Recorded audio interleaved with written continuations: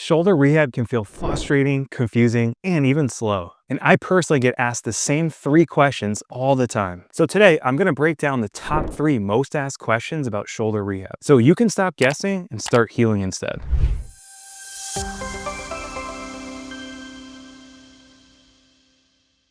Hey, I'm Dr. Corey. I'm a doctor of physical therapy and a strength and conditioning specialist. And I'm here to help active adults, weightlifters, and average everyday gym goers get out of shoulder pain and back to lifting the way they want. And we're gonna do it through active recovery, meaning using exercises, avoiding rest, injections, and surgery. With that being said, shoulder pain is one of the most common things that we see and specialize in. Whether it's from lifting, sports, or just average wear and tear from working maybe an active job, we are gonna go through some things and address some questions with the answers to those questions on what you should be doing versus what you shouldn't be doing. So let's dive into them so you can gain some clarity and some confidence around this topic. Question number 1, should I rest or keep moving? This is hands down the most common question that I get out of the 3. Someone comes to us with shoulder pain, and this is simply what they ask. They say, should I keep moving through the pain or should I stop altogether? And here's my answer. Movement is medicine if it's the right kind. So in order to better understand that, let's go through what not to do versus what to do. We don't want to push through any sharp pain, because the more we push through sharp pain, the more sharp pain that's going to reoccur. Next is we don't want to grind through any overhead pressing. If you can't physically get your arms out to 90 degrees without any pain, not using load, you don't want to load it. And lastly, you don't want to stick to your usual routine like nothing's wrong. A lot of weightlifters have this big kind of macho mentality. They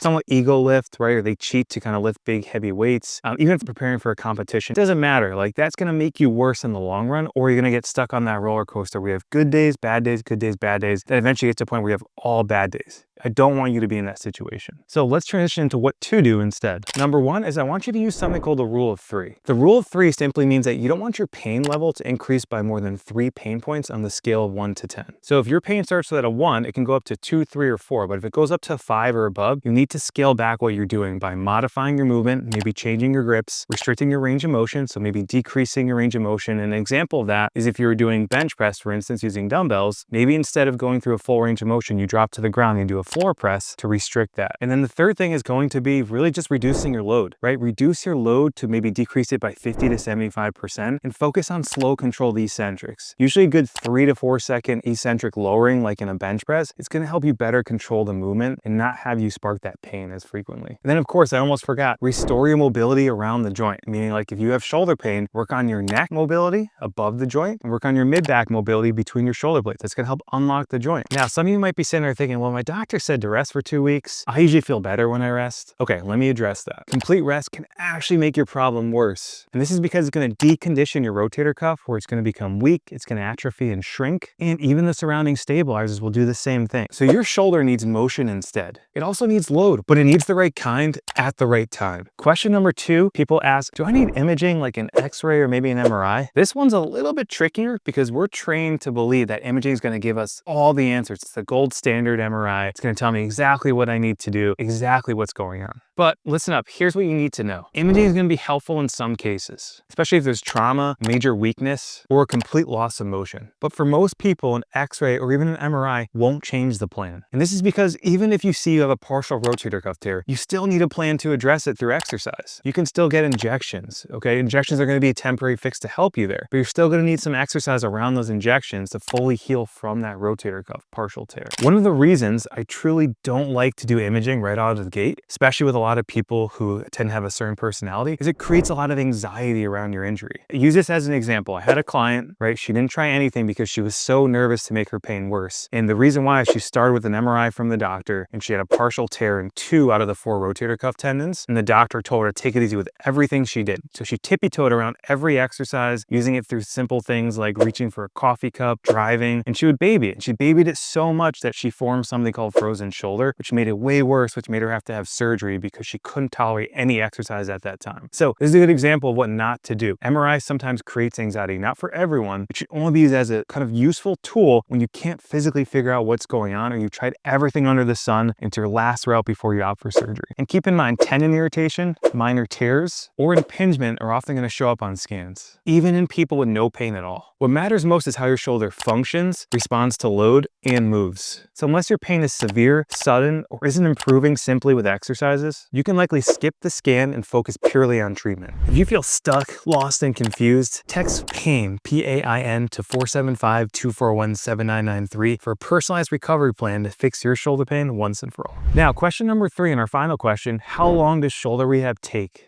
This is a big one, and the answer isn't always what people want to hear. Recovery isn't one size fits all, meaning it's never black and white. It all depends on 4 things. 1 is your injury type, 2 is your training history, 3 is consistency with rehab, and 4 is your movement quality. With that being said, here's a general breakdown of timelines for you guys. Mild tendinopathy or impingement typically takes around anywhere from 4 to 6 weeks to heal. A moderate rotator cuff strain could take anywhere from 8 to 12 weeks to heal with the right exercises. And then more complex or post-op cases, meaning after surgery, are going to take anywhere from 4 to 6 to even 12 months to fully recover. And the goal isn't just to eliminate the pain, it's to restore full strength, control, and confidence around what you're doing, and especially in and out of the gym. With that being said, majority of our programs tend to be about 12 weeks in total length, because most issues, whether it's a tendon, ligament, or even like a bone issue, tend to take around 12 weeks to heal. But that doesn't mean you just stop your rehab right at week 12. Okay, most people after the 12 weeks, we put into a 3-month maintenance plan where they're doing some things like they used to do in the gym that they've avoided for so long, because you have to keep loading things. Rehab is a lifelong thing. Rehab shouldn't just be a 12-week kind of plan. You need to keep doing things and sprinkle it in throughout, not your day, but throughout your week around your workouts. And that should be with every joint in the body, depending on what your history is like and where you've had pain before. And a good analogy is that your rehab doesn't end when your pain goes away. It ends when your shoulder's strong enough to tolerate everything that you throw at it in and outside of the gym. So to recap all that, because I know it's a lot of information, the 3 most asked questions about shoulder rehab are: 1, don't stop moving,